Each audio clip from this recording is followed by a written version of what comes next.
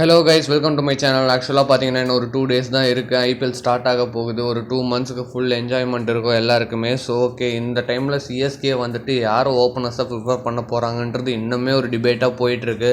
ஒரு கன்சிஸ்டன்சி கான்வேவா இல்லை red hot ஃபார்மில் இருக்கிற ரச்சின் ரவீந்திராவை எடுத்துகிட்டு போவாங்களான்னு தெரில. அதை பற்றி நம்ம வீடியோவில் கொஞ்சம் பார்ப்போம்.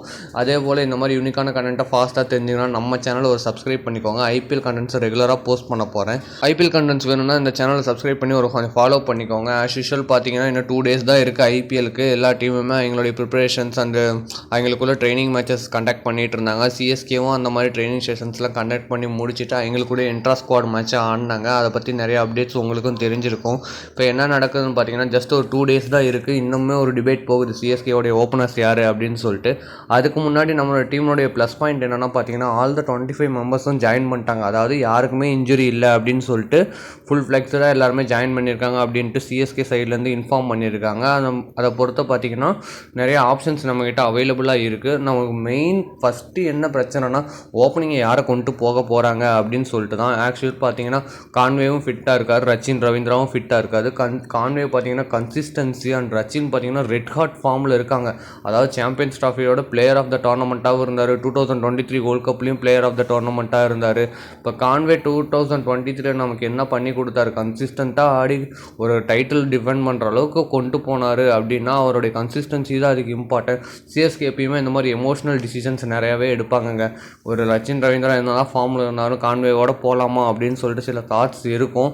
பட் இந்த இடத்துல தான் சிஎஸ்கே வந்துட்டு யோசிக்கணும் என்ன பண்ண போகிறோம் அப்படின்னு சொல்லிட்டு. ஏன்னா ருத்ராஜ் கெய்க்வாடும் உங்களுக்கு ஆங்கர் ஷீட் ரோல் ஆட போகிறாரு.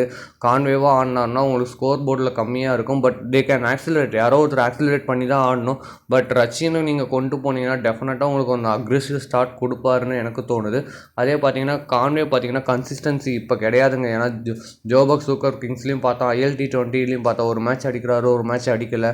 மேபி ஒரு ஃபஸ்ட் 6 matches கான்வே ட்ரை பண்ணுவாங்களோ அப்படின்னு சொல்லிட்டு எனக்கு ஒரு சின்ன ஒரு டவுட் இருக்குங்க. லாஸ்ட் இயர் பார்த்தீங்கன்னா ரச்சின் ரவீந்திரா ஃபுல்லாக ஃபார்ம் அவுட்டில் இருந்தார். பட் நல்லா அக்ரெசிவ் ஸ்டார்ட் கொடுத்தாரு ஃபஸ்ட்டு ஸ்டார்ட் ஆஃப் ஐபிஎல்ல. அதுக்கப்புறம் பார்த்தீங்கன்னா போக ஃபார்ம் டிப் ஆச்சு. அப்போ கடைசி மேட்ச் பார்த்தீங்கன்னா RCB கூட ஒரு சரியான நாக் ஆடினாருங்க.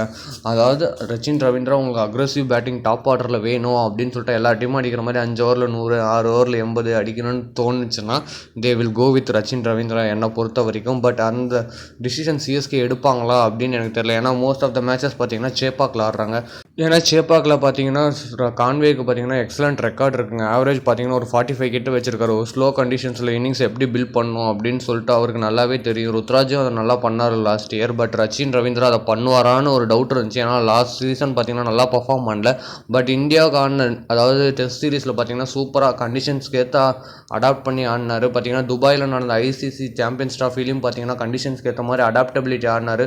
இன்னும் கொஞ்சம் மெச்சூர் ஆகிட்டாரோ லாஸ்ட் இயருக்கு இந்த இயருக்கும் அப்படின்னு சொல்லிட்டு ஒரு சின்ன ஒரு டவுட் இருக்குது. லாஸ்ட் இயர் பார்த்தீங்கன்னா ரச்சினால் அதை நமக்கு பண்ணி கொடுக்க முடியல. பட் இப்போலாம் பார்த்தீங்கன்னா ஒரு 50 ஒரு பிக் 100 கன்வெர்ட் பண்ணுறக்கூடிய கேப்பபிலிட்டி இந்த காலத்து பிளேயர்ஸ் கிட்ட ரொம்ப கம்மியாக. பட் அதை அருமையாக சாம்பியன்ஸ் ட்ராஃபியில் பண்ணார் நம்ம ரச்சின் ரவீந்திரா. ஒரு 50 இருந்துச்சுன்னா ஸ்ட்ரைட்டாகவே அதை 100 கன்வெர்ட் பண்ணுறாரு. பட் T20 கேமில் அது தேவையில்லை, அது நமக்கு எல்லாருக்குமே தெரியும். பட் அந்த அக்ரெசிவ் ஸ்டார்ட் யார் கொடுக்க போகிறா ஓப்பனிங்கில் அப்படின்னு சொல்லிட்டு நம்ம ஒரு கொஷின் மார்க்காகவே இருக்குது.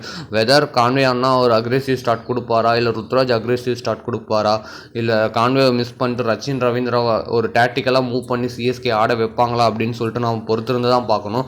பட் என்னோட பாயிண்ட் ஆஃப் வியூவில் பார்த்தீங்கன்னா ஸ்லைட்லி பார்த்தீங்கன்னா ரச்சினுக்கு ஒரு அப்பர் ஹேண்டு இருக்குது. ஏன்னா இந்த மாதிரி ஒரு ப்ரைமில் இருக்க பிளேயரை நான் யூட்டிலைஸ் பண்ணுவாங்க. பட் சிஎஸ்கே மாதிரி ஒரு டீம் அதை பண்ணுவாங்களா, இல்லை பேக் பண்ணி கான்வேவே ஓப்பன் பண்ண வைப்பாங்களான்றது வெயிட் பண்ணி தான் பார்க்கணும் 2 daysல. That's all from the video guys. இந்த வீடியோ உங்களுக்கு பிடிச்சிருந்தா ஒரு லைக் பண்ணுங்கள், இல்லைனா கமெண்ட் பண்ணுங்கள், ஷேர் பண்ணுங்கள், ஏதாவது பண்ணி விட்டுருங்க. Bye guys.